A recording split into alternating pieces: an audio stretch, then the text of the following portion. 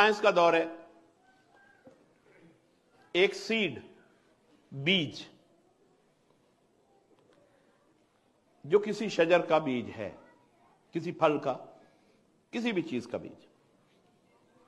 Science ने क्या बताया, नॉलेज बढ़ा इंसान का, और जेनेटिक्स पढ़ाने वालों ने समझाया, जीन्स का जिक्र हुआ, तो बताया कि सब कुछ उस सीड में है, पूरा शजर उसमें।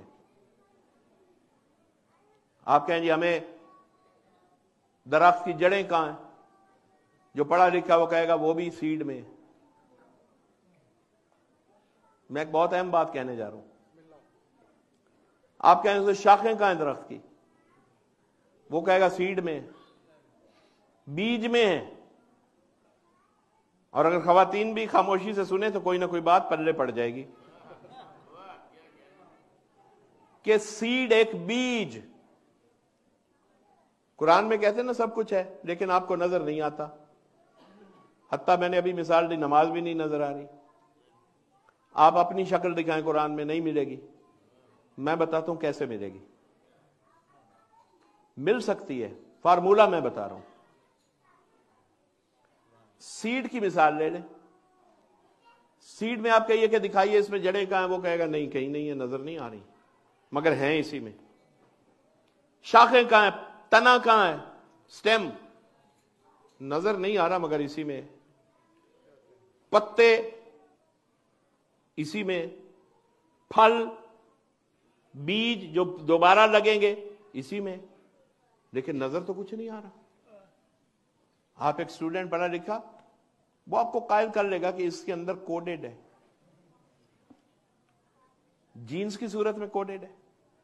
लेकिन हम तो भाई जाहिरी आंखों से कह रहे हैं ना कि दिखाओ, तो हमें बीज में मुकम्मल शजर मौजूद है मगर नजर नहीं आ रहा है ना।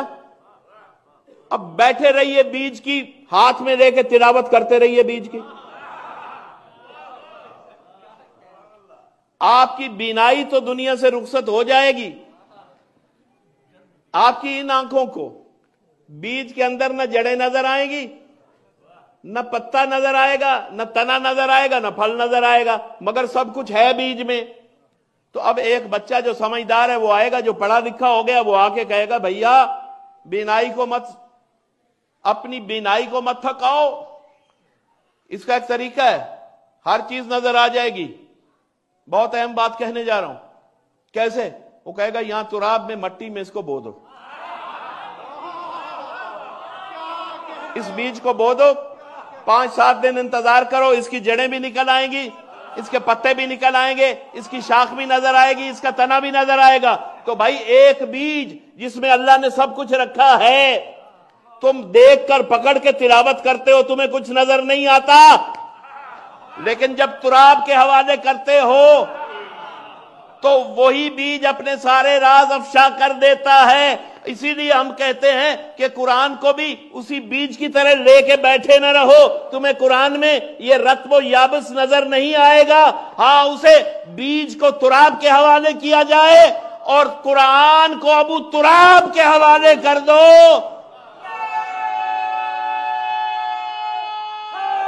या अली, कुरान को अबू तुराब के हवाले तो करके देखो, तुम्हें कुरान में कायनात की हर चीज नजर आएगी। अमीर कायनात बुलंद तर सलावत।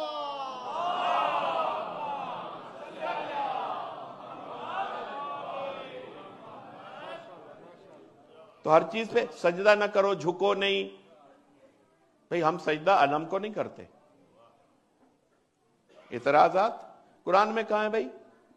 भाई कुरान में आदम का सजदा तो है, वो भी अल्लाह तो नहीं है।